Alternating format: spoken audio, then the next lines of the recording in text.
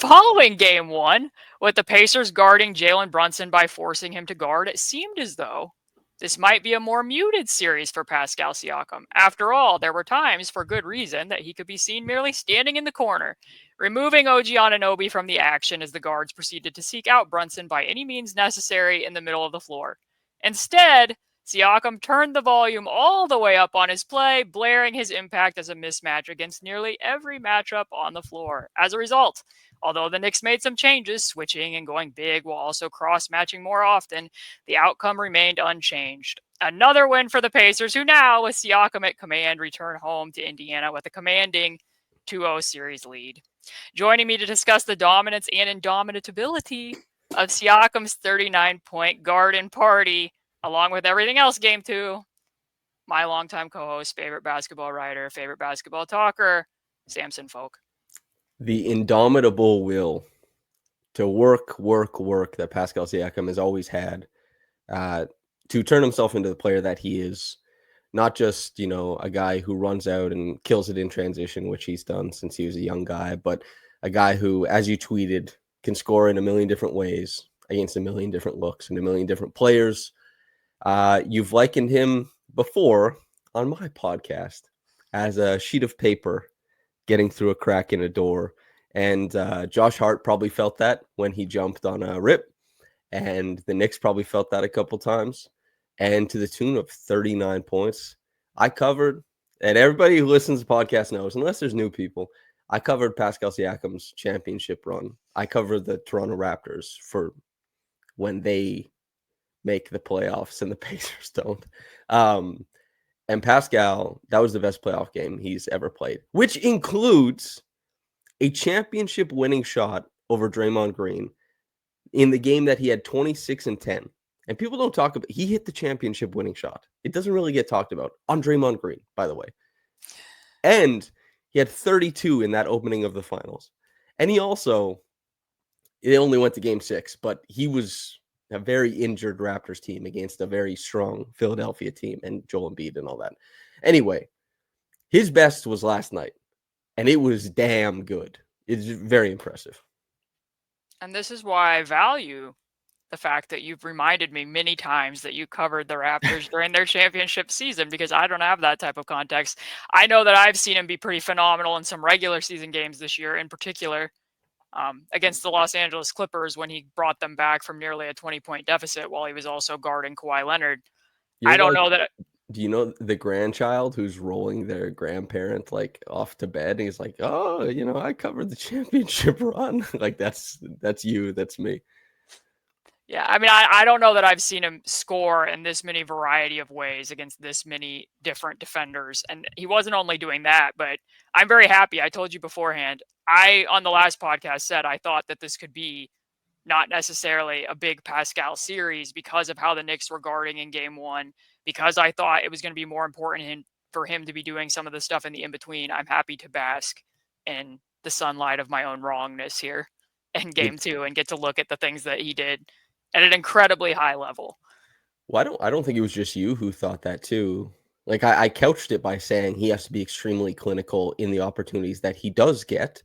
And Game 1 was kind of an indicator, or was not an indicator, because he didn't try OG in Game 1. He wasn't really going towards it.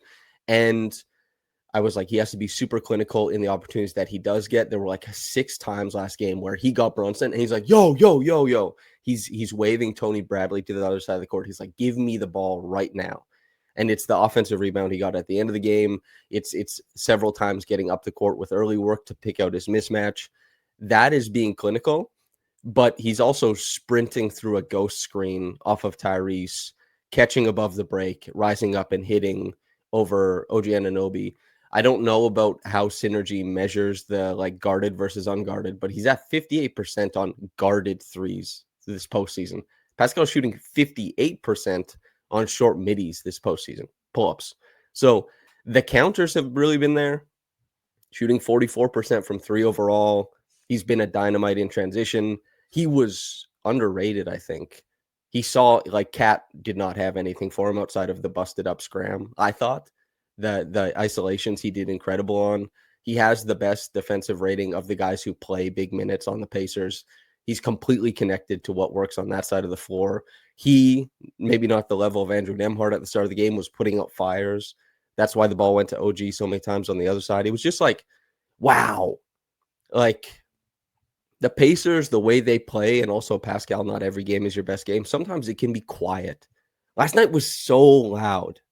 It was so loud. It was phenomenal basketball. Things certainly changed from his approach, and it also changed from the Knicks' approach. Mitchell Robinson switched on 33% of the picks that he defended as the screener defender. That was up from only 7% in game one. They switched more frequently with Cat, which is a little bit less impactful than what the switches were with Mitchell Robinson. But I mean, I think that's what led to the differences. I mean, I was basing what I saw off of what the Knicks did in game one, not necessarily looking down the path of what adjustments they would make and how the Pacers seem to always have a counter punch, or this is why you want Pascal Siakam as a knuckleball, right? If the Turner Tyrese pick and roll can be slowed down somewhat by switches, which it didn't necessarily have to be, which we'll get to later. But if it was going to be, you have another player who you can automatically go to who is pretty good at not only attacking switches, but was very good at attacking OG Anunoby, and was also very good at attacking the cross matches when they tried to put Mitchell Robinson directly on Pascal Siakam as well, both directly and indirectly. Mm-hmm. So why don't we just go ahead and look at, I guess they're Pascal Siakam highlights, but I do think that they're meaningful, as I said. Also, First, I'll yeah, go say ahead. quickly as well that, we discussed this too, is that the Knicks are in a tough spot. And, the way we assess basketball is maybe a little bit different than the majority. But when guys have quiet games on the Pacers, especially Tyrese or Pascal, you still have to look at it as like the other team is expending some of their problem solvers there, which opens up other avenues. And anytime you feel like getting down on a guy on the Pacers, it's always good to go into the film and be like, okay, what is the quiet thing happening off ball here? What are the Pacers designing this for? Because the Pacers, at least in this playoffs especially, have gotten mostly what they want offensively. So if they're getting what they want offensively, look at what's being taken away. And that's incredibly important, is to make sure that the Knicks have to divvy up their resources in a bunch of different places so they can't stop everything at once. It's good stuff. As we watch the clips that I've compiled here, what people will be able to notice is that Pascal's about to score on every single starter for the New York Knicks, along with a couple of the bench players as well. So, very first play that you talked about to get the Pacers on the board, kind of a broken play, just like a catch and drive attempt from Pascal, but he's going right at OG Anunoby to get to that step back to score it. Then, the Pacers like to play out of triggers a lot. So when the action does slow down, they see that they have Cat on that switch. Tyrese is going to get it back. And Pascal, as I said, number one thing they're going to do when they get a switch against Tyrese out on the perimeter is they're going to ghost the switch to try to get the bigs to open their hips. And then, like you said, getting to the top of the key and hitting that over the top of OG Anunoby. And not only is he going to score against all five starters for the Knicks, he's going to do it in a different way against all five starters for the Knicks. But they're tellingly, Nesmith continues to be a very frequent screener with Jalen Brunson guarding him. Tyrese goes away from that. The Knicks have been giving up screen rejections to him left and right. OG Anunoby has to sink off. Pascal, as you wrote, your very first piece for me this season, freelancing on his improved shooting mechanics and his improved three-point shot and the continued, he's not even just hitting spot ups anymore. It's like that one-off of movement out of the pick Yep. and pop there earlier. Also quick, like the clip isn't in here, but the Pacers, and to their credit, what we saw was that the Pacers saw that Pascal had it in a good spot, and Tyrese and Rick and everybody who's had quotes after these games just said how much they wanted to start getting him the ball. He had a complete side to himself against OG Anunoby, which goes against that was the second bucket of the game, or his third. He had the one in transition, but his third bucket of the game was just like they flattened out, pushed everybody to one side, and gave Pascal versus OG the beloved bowl.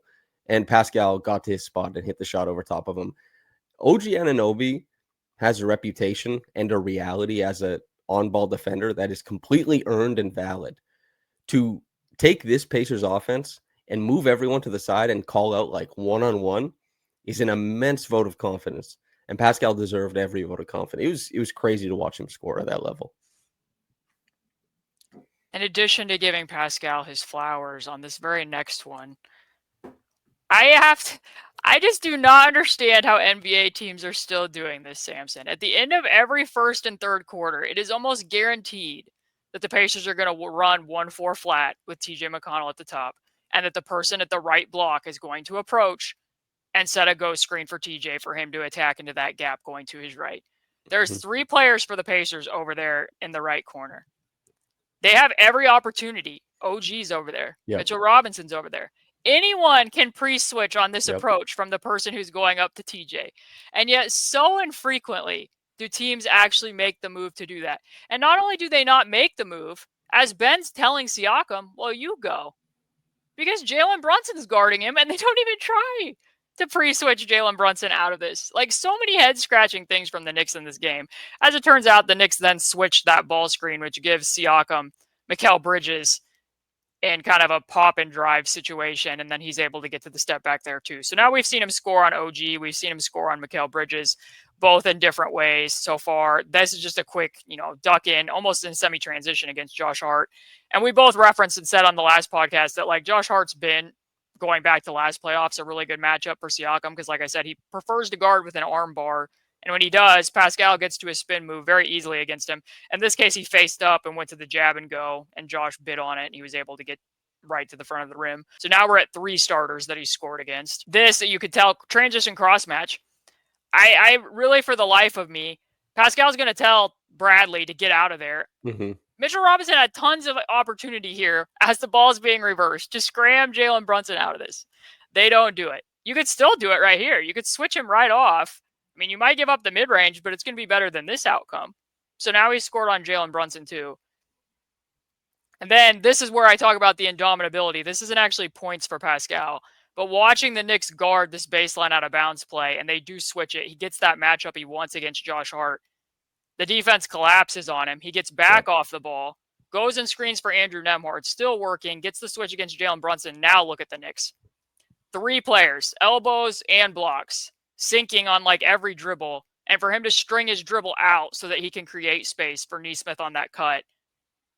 That's just a lot of, I'm going to find a way for somebody on my team to get the best possible shot. Yeah, I've talked about this before. Pascal is like, I've talked about Pascal so much in my life.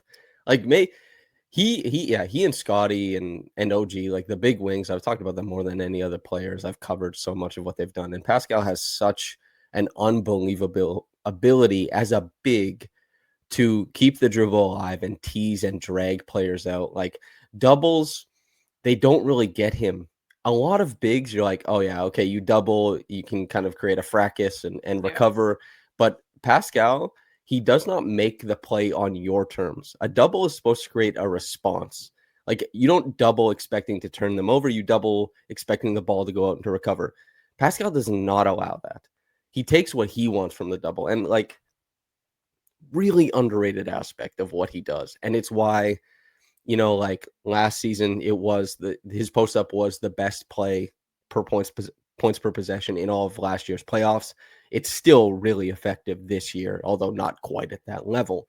It's just throwing him the ball, his screen craft to always like tug and take his mismatch that he wants. He'll ghost and hit above the break triples. Like, the genesis of who he was as a player to now is it's incredible watching it, and having watched like his whole career and covered the vast majority of it.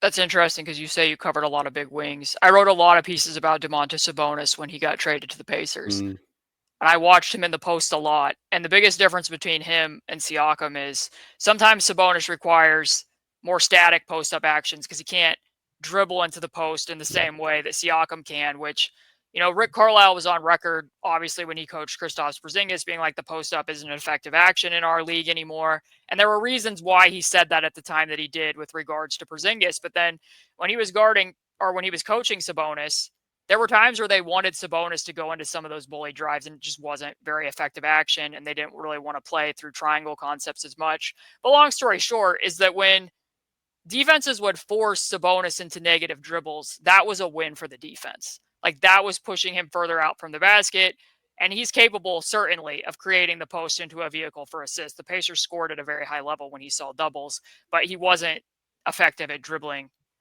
backward. Siakam, when you force him into negative dribbles, that's a win for the Pacers. Like, Mhm. generally, it most often is because of his ability to string the ball out. So that Also, play, quickly yeah. too, there's a podcast that Caitlin and I did from the Loving Basketball miniseries years and years ago, where like definitely 3 at least years ago, maybe 4, I don't remember, but where we kind of talked about and highlighted that the post would, I guess, rise up as an extremely important mechanism for playmaking because of how it inverts some defensive principles as teams change to like 5-out defense and all that kind of stuff. And lo and behold, the team she covers is 2 wins away from the finals, being a team that pays more attention to dynamic post-ups as a means to score and create than almost any other team in the NBA. Pretty fun, pretty cool.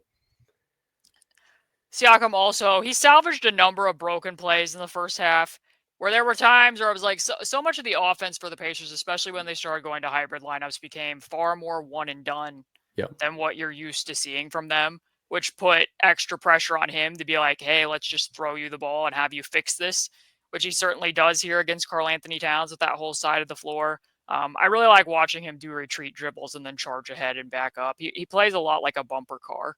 Like, you can almost hear the sound effects of the herky jerky play. But that's the fourth starter being Karl Anthony Towns. And then actually that's the fifth starter being Karl Anthony Towns. And then there was also some possessions in the second half where they cross matched. Knicks were double big and they put Mitchell Robinson onto Pascal Siakam. And Pascal, as we'll look at clips later on, I felt was really effective at quote unquote attacking the tag, attacking Mitchell Robinson as the low man by lifting up to the top of the key. And then again, you're just seeing the impact of him being a 3-level scorer now in the ways that he has been for the Pacers. So the Yeah, a Knicks quick top six mention. guys, he scored in different ways against all top six guys. Yeah, Pascal, I think, is 71% on layups right now, maybe like 75% at the rim overall. He's like over 50% in the mid range, well above it, 44% from 3.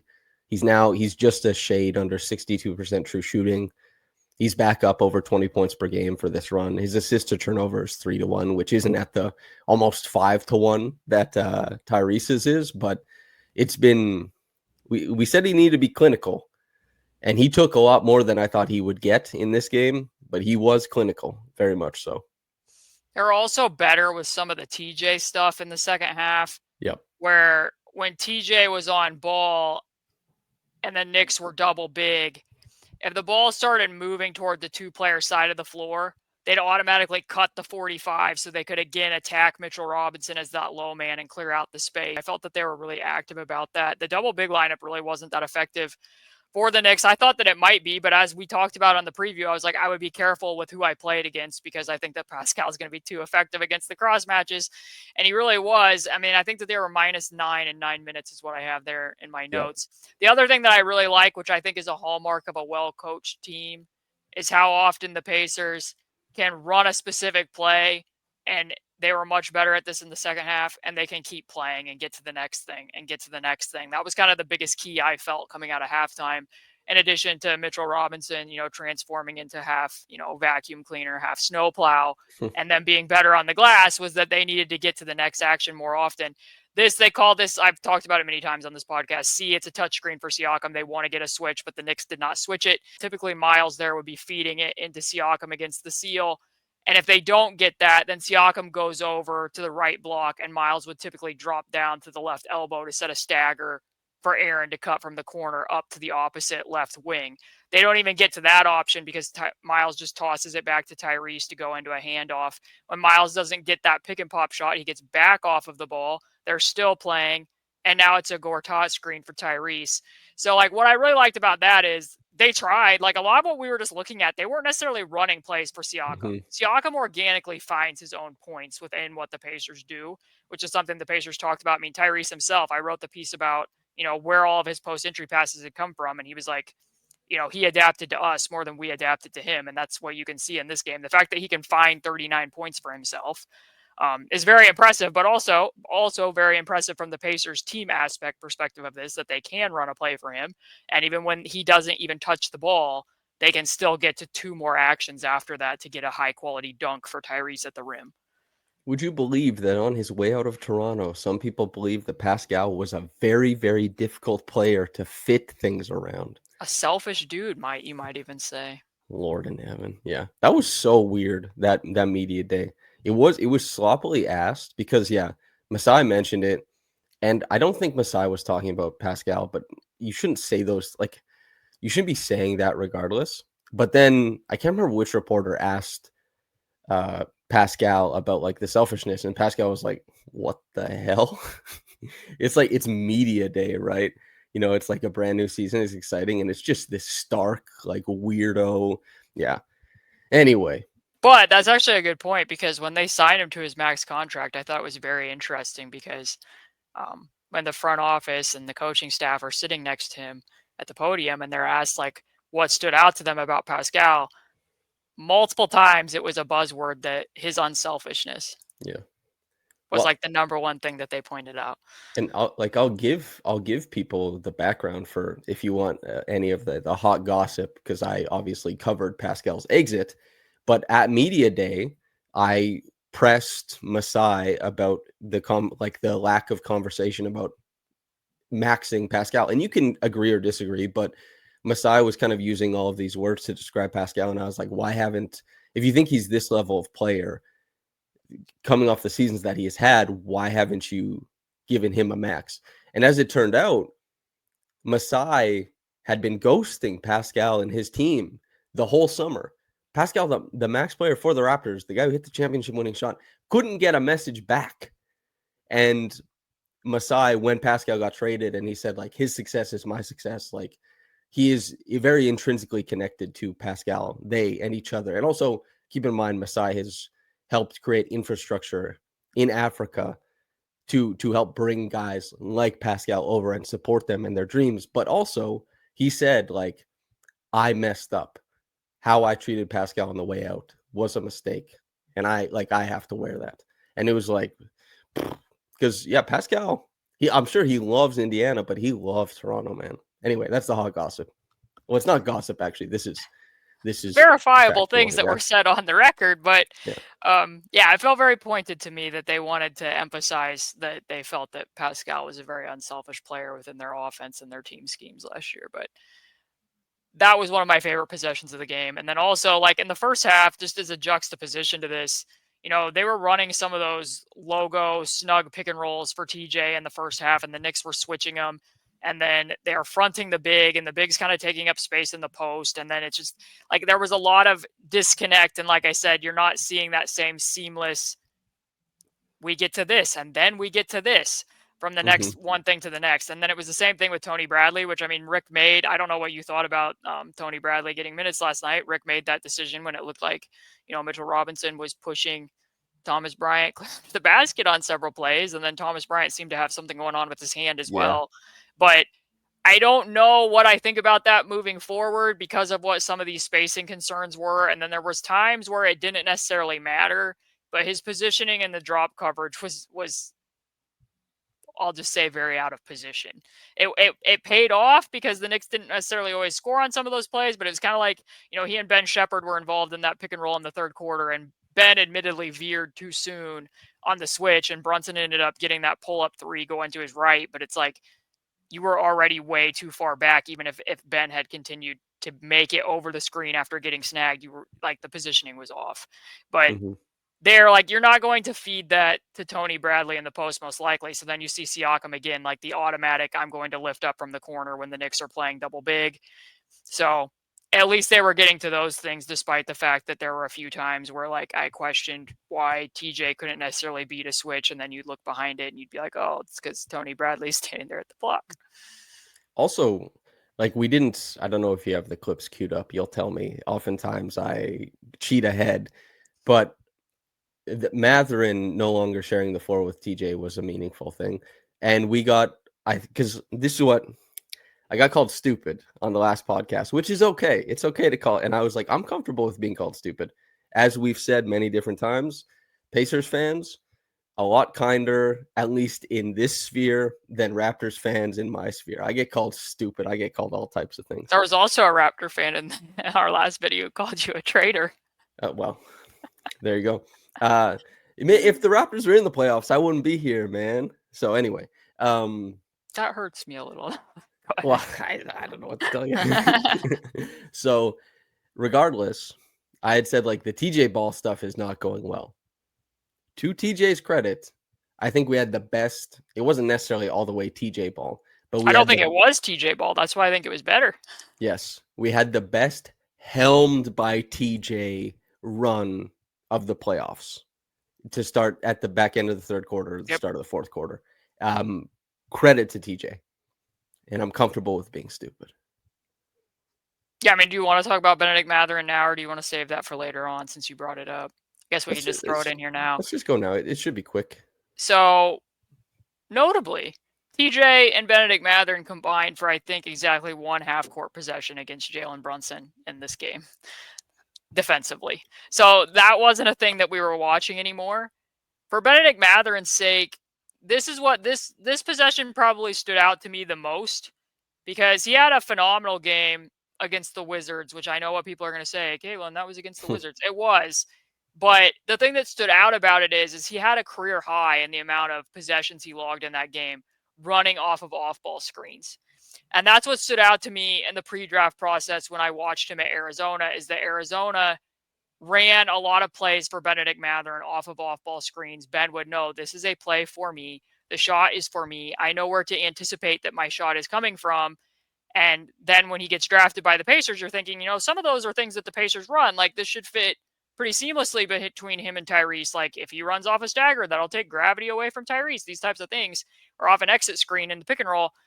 And then as it turns out, it's like, okay, what it wasn't quite as simple as just Tyrese prefers to pass and Ben prefers to score, because Tyrese also prefers to play random and Ben more so needs to play out of sets. And then we get to this point against the Knicks last night, and I'm like, okay, here we go. They have Ben running as the runner in floppy action, single double, where he has the option to choose his own adventure, which is literally what I titled that article. Like, when he can choose his own adventure and he knows where the shots are coming from, like, his game is better. And that was possible against the Wizards because the other starters weren't playing as well that night, and they needed him to put on the cape and do that. Well, they tried to get him going, and he's being guarded by Jalen Brunson, just as Aaron Nesmith has been, and what I anticipated that he would get that matchup as well, which is why I thought, maybe this will get Ben going a little bit. Well, Brunson tries to shoot the gap and cut that corner, but Ben just isn't quick enough to be like, hey, he's shooting the gap. I'm way bigger than him. Like, if I easily cut back door when he overcommitted, I could be probably getting a layup here. And then he just, there's nothing. Brunson isn't involved in the action at all at this point. And then Andrew has to create something out of nothing in a late shot clock situation. But it just speaks to the fact that, like, as I've kind of overemphasized here, Ben is better playing out of sets, and there they in fact did. Like, I think the impression is that nothing's being called for him, that he's not getting to his spots with any of this. The trouble is that the playoffs are highlighting that he doesn't quite make quick decisions still. The defense is still lagging behind a little bit, and when they are calling the sets, opposing teams are prepared to gear up on him in those sets in the playoffs in ways that they weren't during the regular season, which then goes back to, you still need to be able to play random. You still need to be able to make a read within the set. And that just all hasn't completely coalesced for him. I still hope that it does. I hope that when they go back to Indiana and he watches some of this film, especially what's been going on defensively and on the glass somewhat in the first half of this game, that some of that will correct itself and get it going. But to this point, it's still, to borrow the phrase from the other person on Patreon who talked to me about this too, he's still a square peg in a round hole, and he's not necessarily doing the square peg things. That's just where it's at. When I wrote the piece about Ben, the conclusion was like, he can't be in the starting lineup. He doesn't play that way, and that it is up to Rick and the coaching staff to toggle when he is doing things correctly. And I thought, I like Ben. He is a tremendous talent, but one of the most damning things I've ever gone in and looked at, and I had my suspicions that it would be bad because of watching him play, but the fact that he had basically no ability to pass off the dribble. All of the assists, every shot he creates comes after he's picked up the dribble, and it's that adage of like, pass when someone else is open rather than when you feel like you have nothing. And he's stuck there right now. And what will allow him to translate is really his very high level talent is the ability to process and map the court to make better reads. And the Pacers, it's the right infrastructure for him to learn these things. High level basketball, playoff basketball right now, he's not doing it. And he has immense potential, but his limitations are like showing up repeatedly. And we just hope it turns around. Hope Yeah, it goes better. correct. It's only his first, time in the playoffs. He clearly wasn't part of this last year. But that goes back to you talking about the live dribble reads after his rookie season. I watched all the passes that he made off of drives, and he is somebody that wants to play out a triple threat. He drives to his left more frequently because he likes to jab and go to the Mm-hmm. left. He can't make live dribble reads with his left hand. So oftentimes that does lead to him aborting his dribble, and then he has to pass back off of his axis, which leads to, kind of like him throwing a duck off to the right hand, and then that causes hitches in the offense as Looks well. So, like a soccer throw in, you know, right. two And hands. sometimes Yeah. he doesn't throw the right type of pass that he needs to at the right time. Like sometimes you'll see him like throw a baseball pass as a post entry pass, and like there's just some of that type of stuff. But yeah, I mean, I guess we've talked about that enough. He didn't play in the second half. Yep. Those minutes ended up going to Ben Shepherd. So that's where And they're kind good, of at with that. like Yeah. correct toggling by the coaching staff. It doesn't mean Ben won't get a shot, but Yeah. I thought it was good that he didn't the rest of that game. Next up, Andrew Nembhard, defense.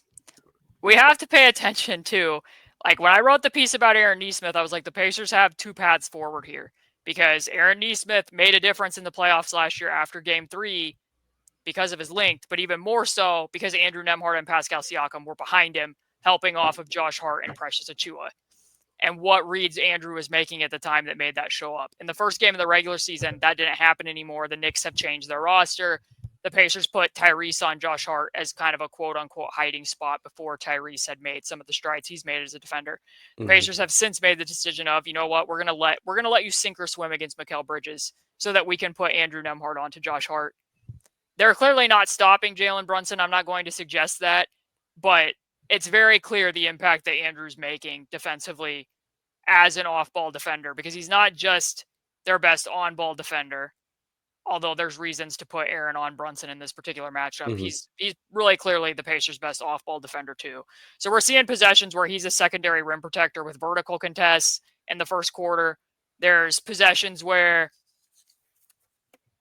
he's peel switching onto OG Anunoby on drives, Pascal on that closeout. Then he's putting a cork on it, so the ball has to go out to the perimeter. That's a really early, deep shot from Karl-Anthony Towns that I think you're probably happy with him taking. Being very active as the low man, helping off of Josh Hart from that weak side corner to get OG to have to make a pass that Tyrese can intercept. Just him plugging the gaps on drives, even if it isn't a full-on peel switch. His body's there. He's parked it. He's making the ball have to move somewhere else, even though OG didn't end up making that catch and shoot 3 there. Mm-hmm. And then also, like, he was flooding over to the strong side quite a bit too, so he's not even following Josh Hart on that cut. Yep. He's staying there and making Jalen Brunson have to make a different pass or a different read, and then he's even getting his hand on that pass when Jalen Brunson makes it. Because when he's playing Josh Hart, he can also help from the strong side corner when Jalen Brunson is getting downhill. So there you can see him making a bluff that forces Jalen to pick the ball up earlier than he normally would have. That becomes a tough turnaround for Mikal Bridges. And then he's also going to double team here against Karl-Anthony Towns. He wasn't even guarding Josh Hart at this point, just going off of feel while he was defending Bridges to get Towns to turn in the opposite direction. Like you said, I felt Pascal was pretty successful against Cat in general. He was only getting those matchups when the Knicks were double big. But I like the fact that Pascal, unlike some of the centers, was actually forcing Cat to put the ball on the floor with his left hand, which isn't something that we've regularly seen.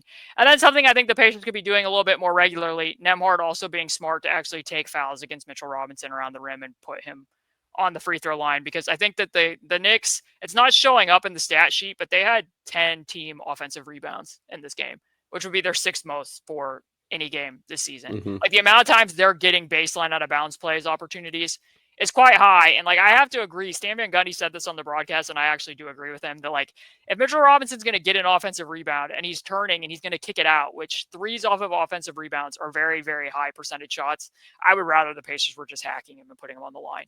Even if that's not a shot for him, like get them to inbound it from the sideline and do something else that isn't that high of a percentage of a shot. So I did like seeing Andrew do that, although that wasn't off of a rebound. Mm-hmm.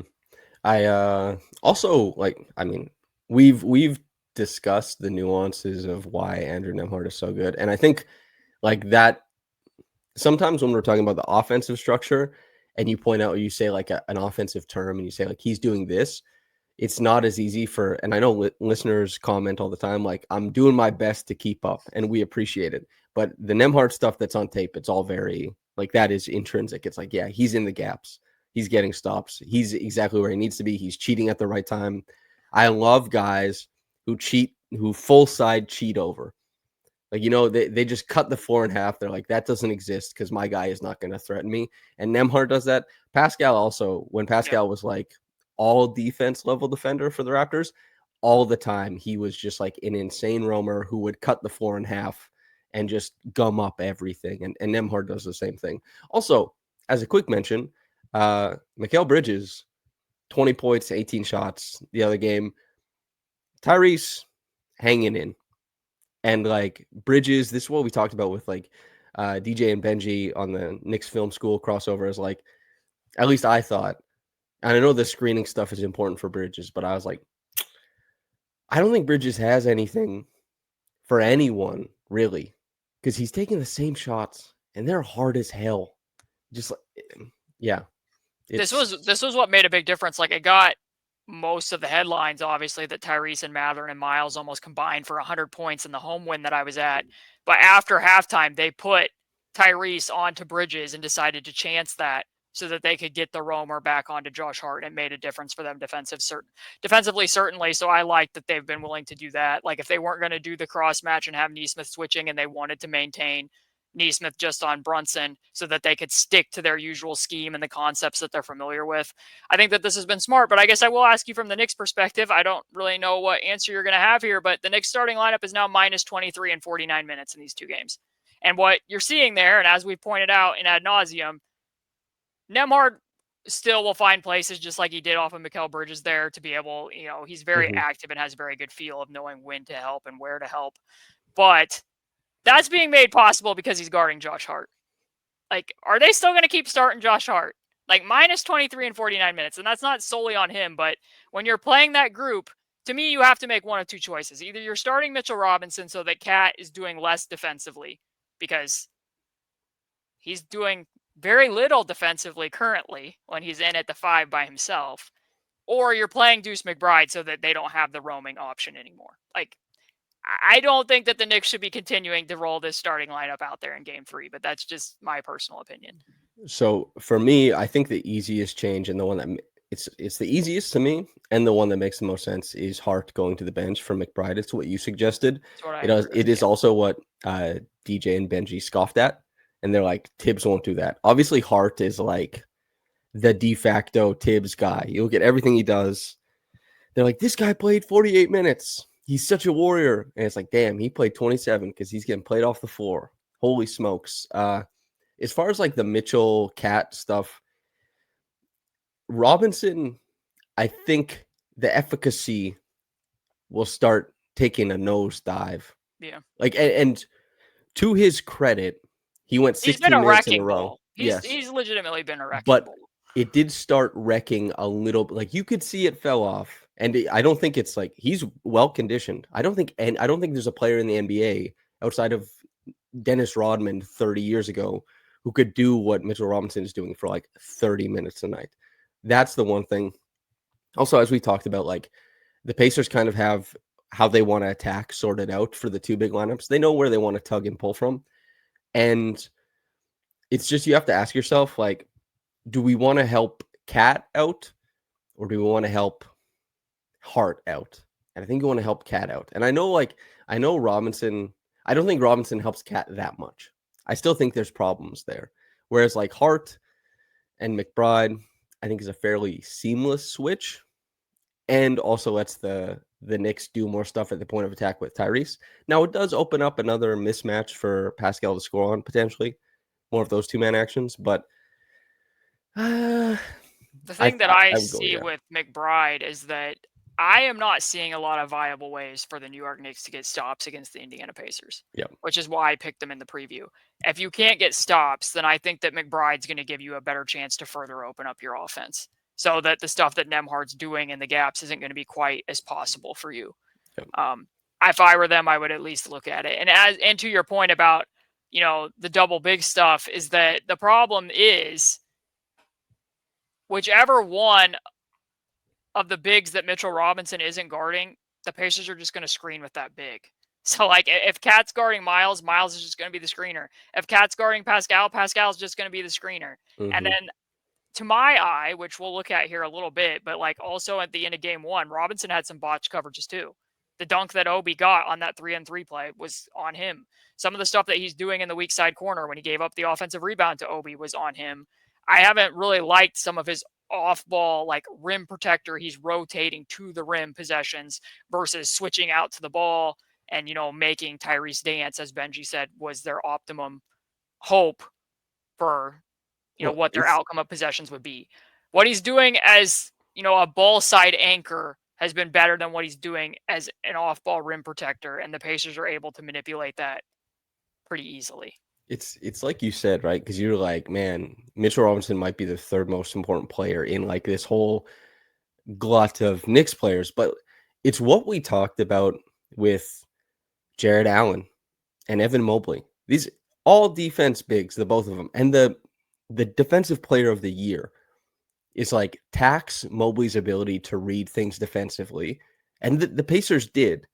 Robinson in this series is no longer like this. What's his minutes per game? Like 19 in the playoffs. He's a huge story, but 19 maybe.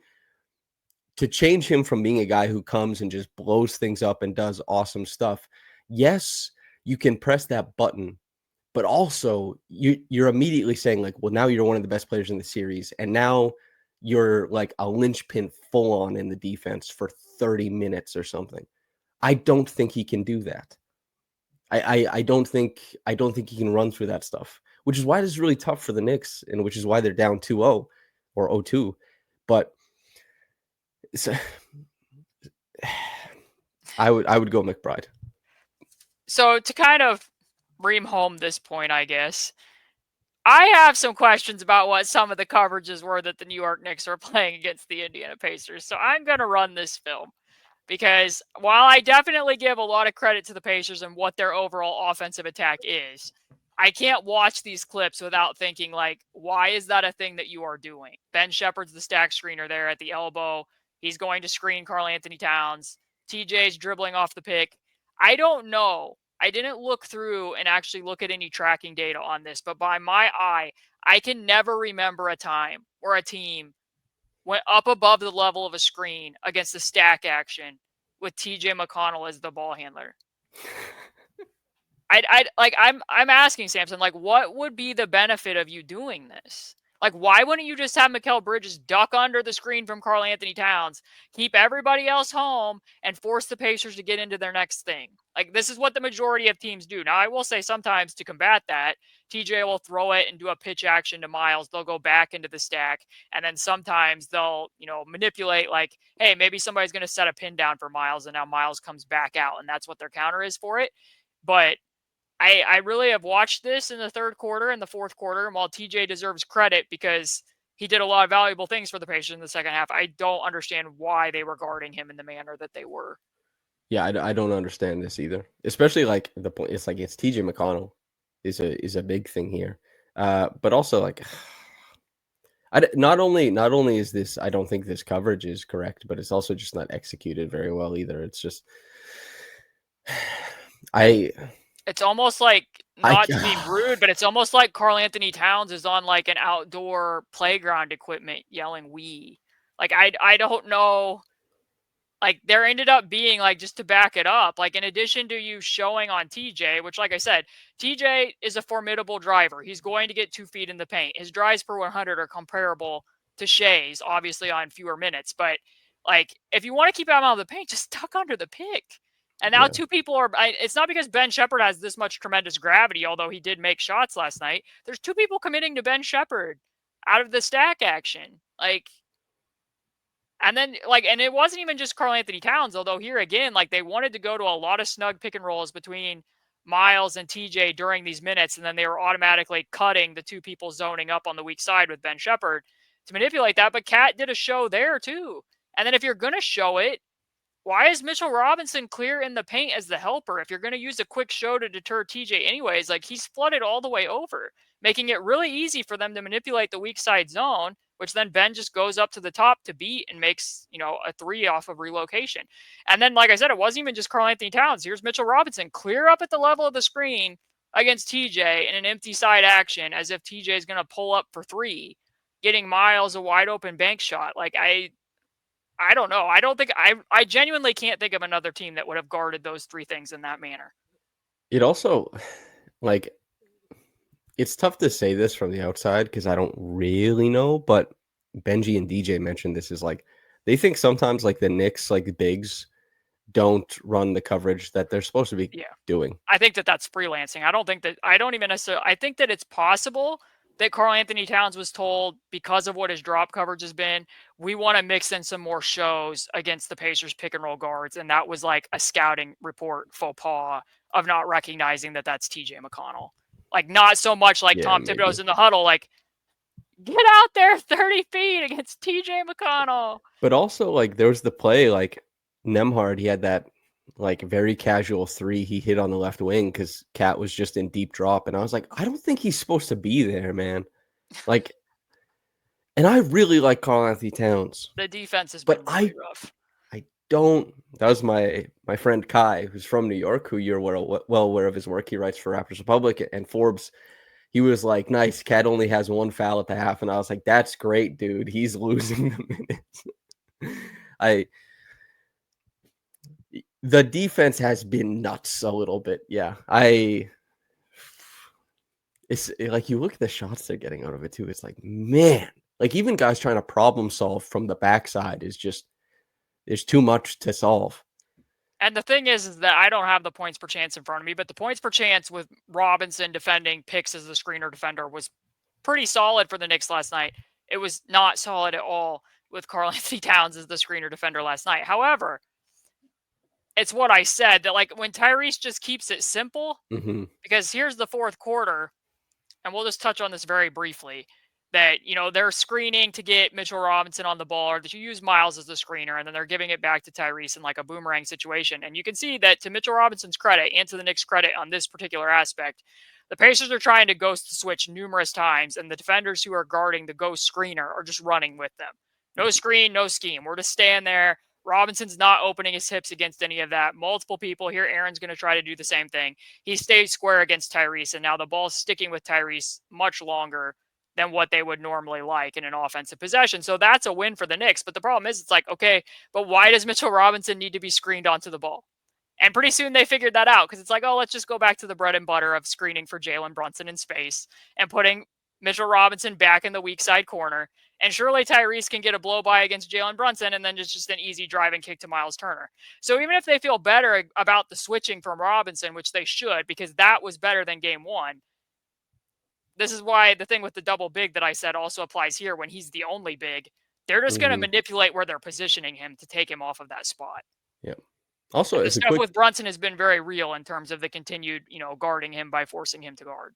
I thought it was kind of awesome that at the end of that game, Brunson and Halliburton are both like pointing each other out in a mutually assured destruction. Like, because, and credit to Bridges, that was the one, like, Brunson got all the way to the rim because Tyrese and Neesmith were like, I don't want, like, Neesmith did not want to switch and they weren't sure how to handle that coverage. But, and Brunson scored of it. But watching the 2-star guards be like, that guy right there, I want him. I love that. But also as a quick mention, because Turner, I think in this series has been very like, Yeah. great close to last night's game. The shot making was really, really stellar. And he rewarded And the the box out's Pacers. a little bit more visible as well. Yep. I thought he did a great job in the close. So credit to Miles for that. What A do you lot have? of little 13 things. points in the fourth quarter? Yeah, the Because numbers aren't going to jump off the page, but I did yeah. think that he did a number of little things in addition to knocking down like that big three there and other stuff to keep the Knicks at bay. I made the joke after the game that the Pacers' 10-point lead might not have been safe if they were playing the Pacers, but Yeah, especially since like both of Pascal's attempts, I think it touched every single part of the rim 2 times over before spilling out. And Tyrese had a couple, like he hit the shot over Brunson the pull, but it was like it did get a little bit like slow, and Brunson was fast on the other end, and then all of a sudden it was a 3-point lead, and it was like, whoa! But then they found it again, which hell yeah. Well, this was the stuff that I compiled from game 2. I told you ahead of time that it was going to be a heavily Pascal Siakam episode, which I felt was warranted, given that I thought his role would be different than what his role ended up being. And it also speaks just to the playoff series that, a team makes an adjustment that opens up something else for the Pacers. And I just think it speaks overall to the Pacers' ability to be like, you know what, we'll use these guys make sense on this night. These other guys make sense on the next night. And it keeps working for them. So I'll ask you, what do you think? And this is, I guess, kind of more of like a funny thing, or maybe not even a funny thing. But what do you think if there was somebody who was like watching this and they're like, you know, it is what it is. Like they got the Neesmith game, they got the Siakam game. Like the Pacers can't do it like this.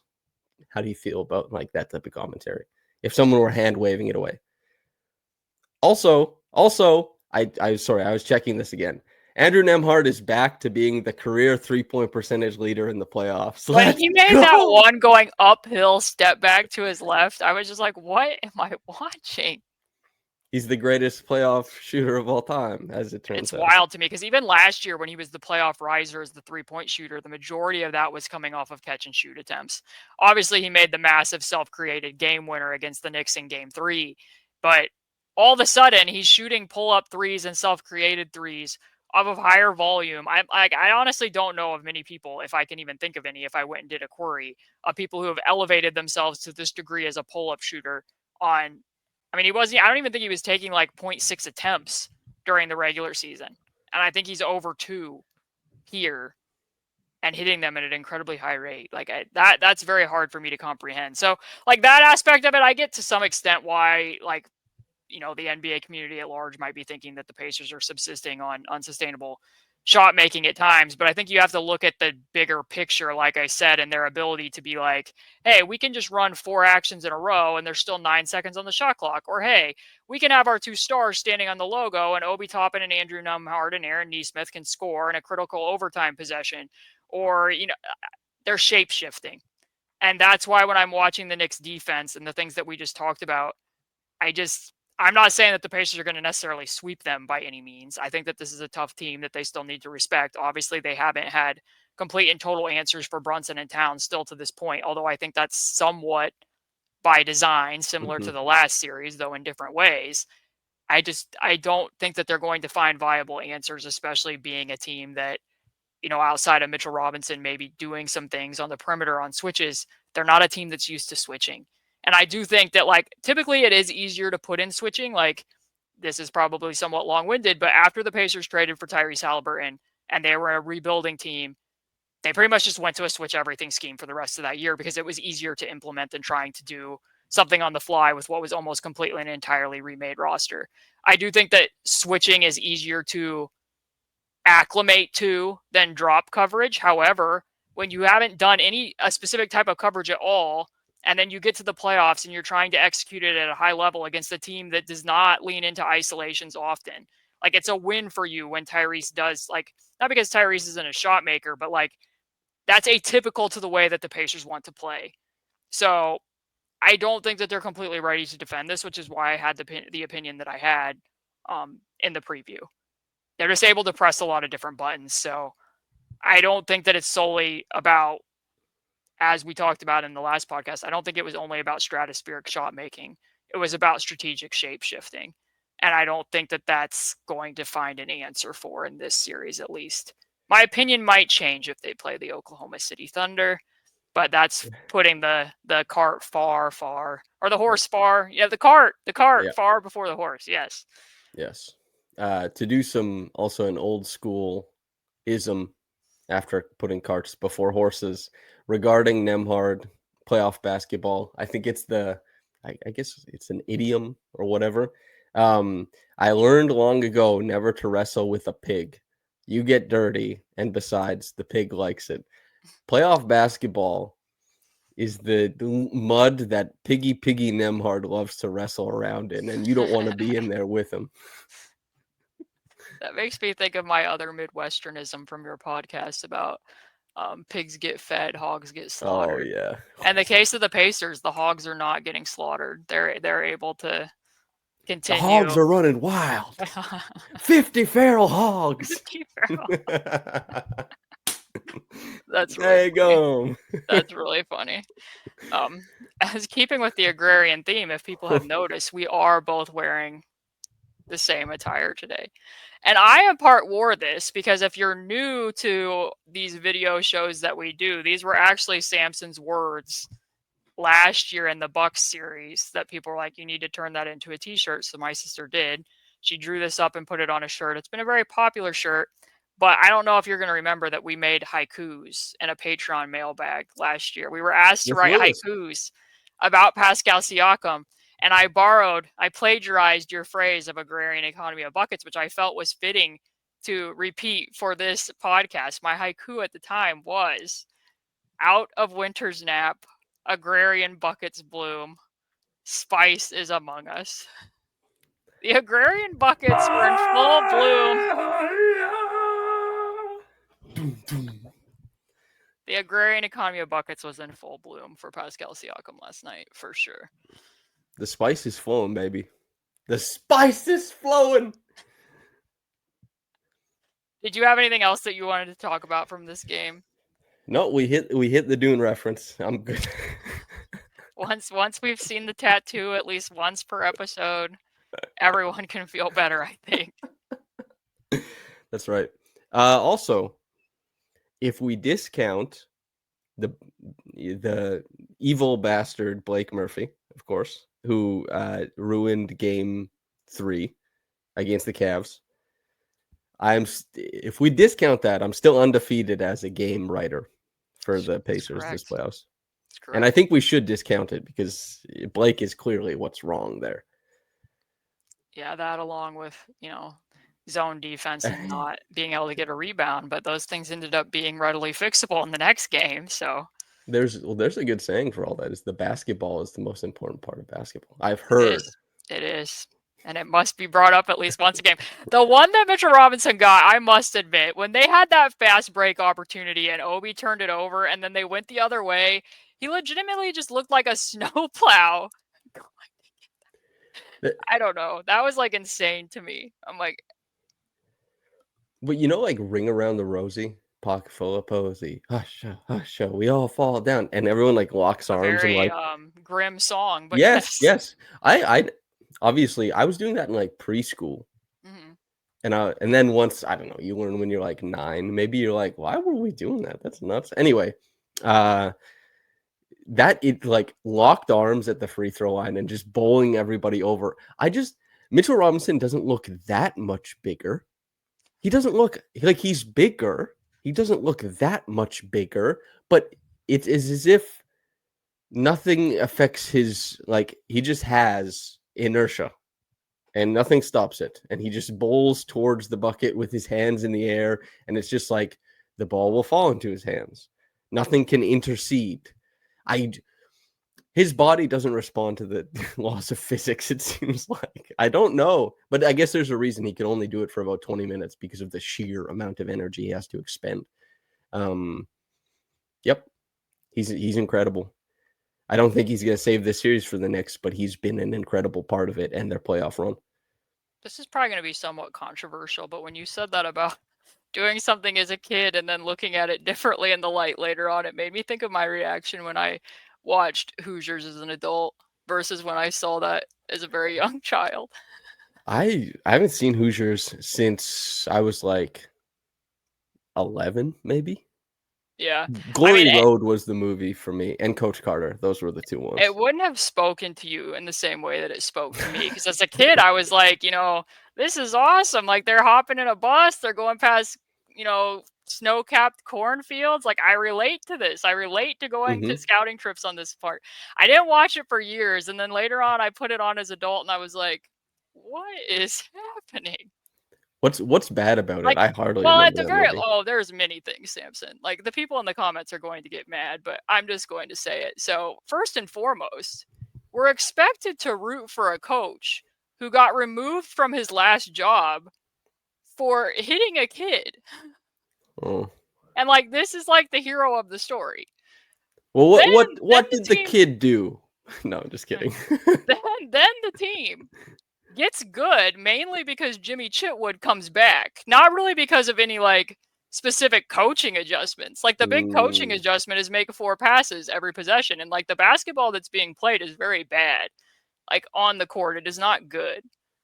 And then there's a lot of racial undertones going on throughout it. Like there's a lot of stuff going on. But what did you say is your favorite basketball movie? What did you just say? Glory Road and Coach Carter. Okay. Probably more pro black than Hoosiers. I would suggest. I would think. My favorite one is Love and Basketball, Oh, love despite and the fact basketball. that it is also somewhat problematic. Like, she did not need to play Quincy for his heart. Let's just admit that. But that's still my favorite movie. Do you know how many times I came out of the locker room waiting to hear if someone was going to tell me how many offensive rebounds I had in a game? False Wow, expectations. wow. Never happened. Yeah, Glory Road still has some like, and I think it's like 2005, 2004, but it has a couple antiquated erase things, but it's representative of the time. But like the funniest part of Glory Road is like, Bobby Joe Hill, I think is the point guard's name. He's like, you got to let us play our game because everyone's like, black people, they can't play basketball, they don't play the right way, and he's like, why don't you just let us play? And he's like, you know what, I'm gonna let the black kids play, and then they win every game. It's like, hell yeah, incredible. Obviously, there's a million other things that happens. And Coach Carter also is like old school in a way, but God, that's a great movie. You know, like I've the only one ever seen line, that one once, I it's think. oh Caitlin, it's so good. Samuel L. Jackson, Mm. he yells ghetto hoop stars. So he says something and humping the honeys. And then he gets all stern and he says, I'm gonna show you what humping is. And they're on the he's just so pissed. And it's about like you're a student athlete.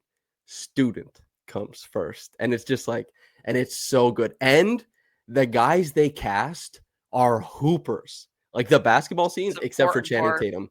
Channing Tatum, he throws a bounce pass in that movie. It's the otherwise they just show him like running and like batting the ball back in bounds, but they show him do like one bounce pass, and it looks like the scene from It's Always Sunny in Philadelphia where it's like too bouncy, like bad.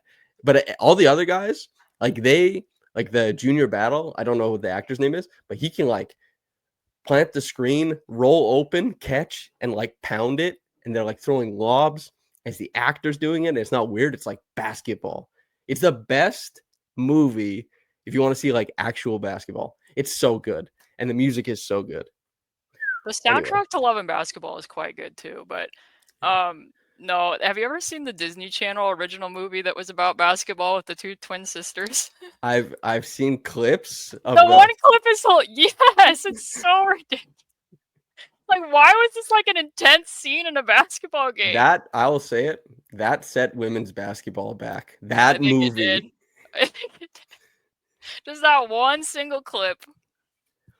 But Yeah. well, hopefully people weigh in. What is your favorite basketball movie in the comments? Yeah. And I'm sure that people are going to tell me that Hoosiers was good. However, I do think that there was somewhat of a backlash to Hoosiers after the Hickory uniforms lasted as long as they lasted here.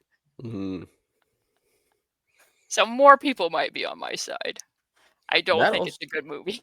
that reminded me of like obviously you and I are both huge fans of Paul George, but we haven't mentioned also awesome pacer whose prime was robbed by injuries.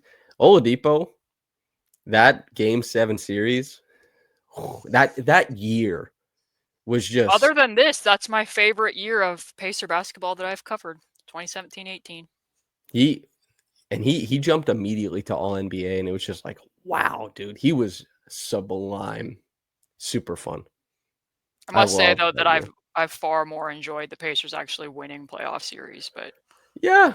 it, It's a it was nice it little was thing. pretty great. It was pretty great seeing Oladipo harness the control of his athleticism and go from playing next to Russell to playing next to Darren Collison, who had a very capable season, shooting the three very well, had a very good assist to turnover ratio, but gave Oladipo the room to be doing those types of things in addition to everything he did as a defender, like being consistently assigned to the weakest link on the other end of the floor, but so he could have such an impact. I always thought he looked like a hummingbird oftentimes fluttering from blossom to blossom on defense. The development path of his career is just really cool. Yeah. Loved. That probably won't hit super hard with our audience, but try to remember the good times, not the bad times. But anyways, I know you have a mailbag that you have to get to and do yet today, despite the things that we've done here. So you can say whatever you want on your way out, and you can, in addition to your goodbye phrase, which I do demand that you say. Okay.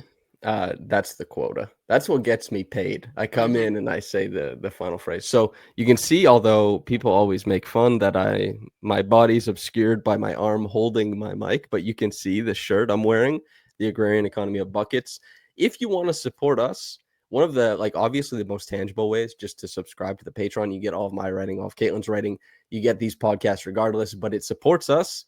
And I'm sure after listening to this, you're realizing that we go deeper dive and we unearth things that just isn't mentioned elsewhere in coverage. It should be exciting and fun. If you love basketball, you can support us at Basketball She Wrote, the Patreon. If you have the means, if you want to go the extra mile, you like these cool shirts we're wearing, there's a whole collection of shirts in reference to Indiana Pacers basketball. Among there's a couple other items, I think, if I remember correctly. I haven't been on the shop in a little while, but anyway, you can support that way. If you want to be cool like us, wearing these cool, neat shirts. Do you at all fear that there might be a who wore it better that shows up in the comments? We're both wearing black shorts too? Is that literally what you have on right now? I couldn't hear what you said. I had to. Are you literally wearing black shorts too, or is it just? Yeah, we're.